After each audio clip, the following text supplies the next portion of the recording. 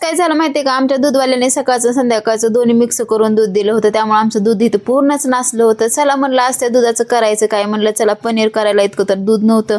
आणि इथं मी चांगलं अर्धा तास दूध चांगलं ते खेटून घेतलं आणि ते पण कमी गॅसवर खेटायचं नाही. तर तुम्ही काय करता फास्ट गॅस करता तर फास्ट गॅस करायचा नाही.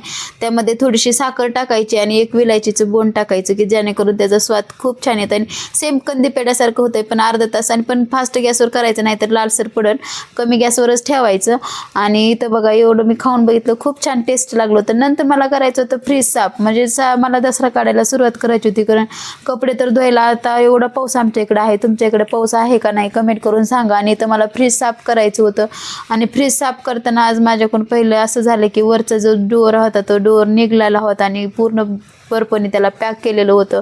आणि इथं मी सगळी भाजीपाला वगैरे आणलेला फ्रीज साफ केल्यानंतर मला ते पूर्ण व्यवस्थित ठेवायला खूप आवडतं. नाहीतर ते अस्ताव्यस्त झालं की तसंच अस्ताव्यस्त राहते. आणि इथं मग मी माझी सगळं संध्याकाळची तयारी चालू होती. चला तर मग आजच्यासाठी एवढंच होतं. व्हिडिओ आवडला तर सबस्क्राईब करा.